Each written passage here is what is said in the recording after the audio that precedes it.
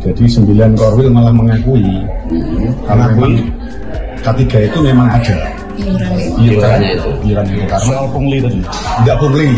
Menurut saya tidak pungli, iuran lah katanya. Karena untuk menopang, kalau tidak ditopang itu nggak akan jalan.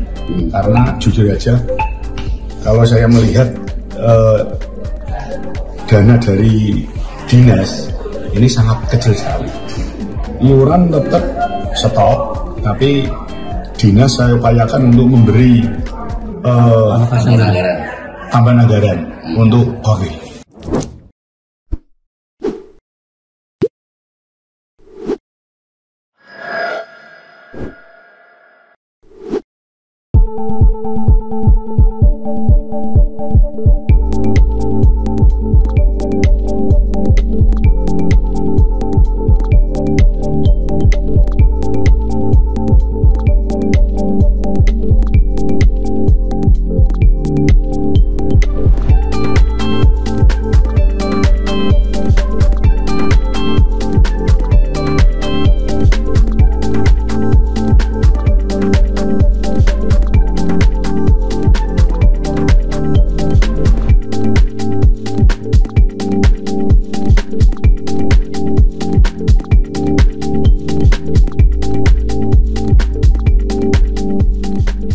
Jadi saya selaku Ketua Komisi D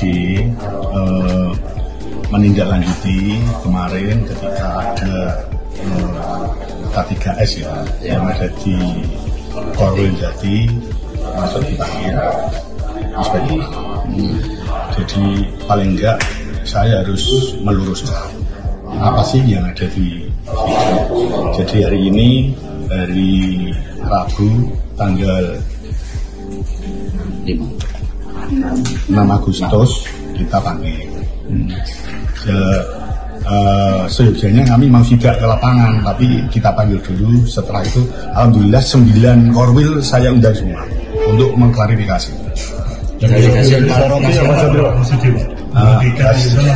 Hasil klarifikasi memang gini.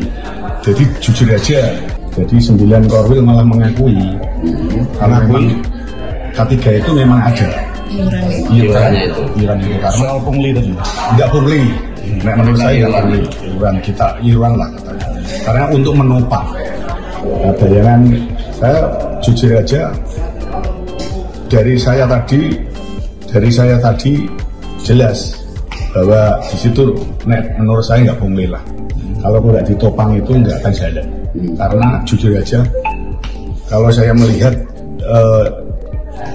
dana dari dinas ini sangat kecil sekali.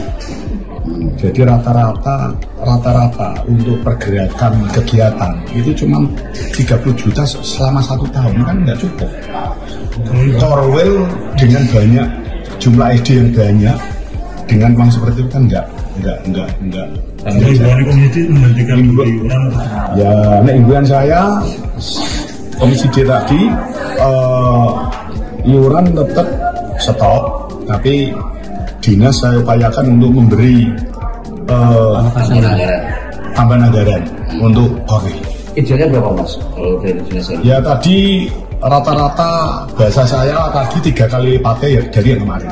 Kalau kemarin 30 juta per Korwil, sekarang harus paling enggak 2026 nanti 90 juta per Korwil.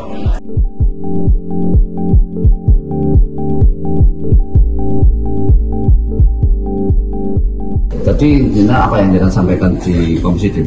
Yang saya sampaikan ya pertama kronologisnya, karena saya kan awal baru masuk gitu, karena nggak tahu, dan saya tahunya ketika ada panggilan dari dinas, disampaikan kalau ada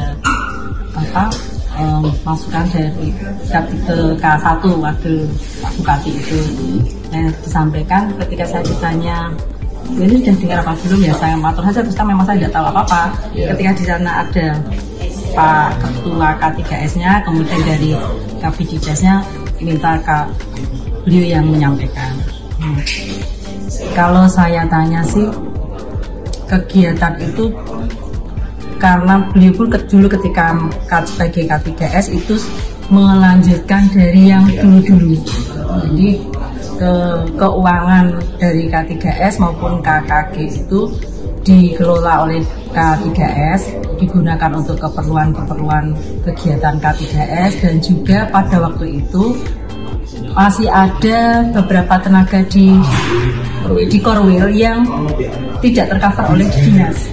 Jadi ada kalau tidak salah 3 sama 1 yang penjaga itu. Nah, kemarin setelah itu kan tidak lanjutnya, kemudian ada berita acara dari pengurus K3S sama dinas hari Sabtu kan tidak salah. Kemudian minggu berikutnya karena saya dapat tugas dinas keluar sama 1 minggu, saya nggak bisa handle di sana. Sambil nunggu 1 minggu itu, kemudian yang terakhir kemarin hari Senin, setelah saya selesai, saya kumpulkan K3S. Hari Selasa saya kumpulkan K3S, saya tanya tindak lanjutnya seperti apa kemarin. Ternyata dari K3S ketuanya sama bendaranya sudah ke inspektorat. Saya tanya bagaimana hasilnya, dari bendara menyampaikan, saya sudah menyampaikan semua pembukuannya, baik pokoknya semua sudah diperiksa oleh inspektorat. Saya tanya apakah itu buktinya diambil sana, tidak, ini dikembalikan dan ini hanya di copy semua.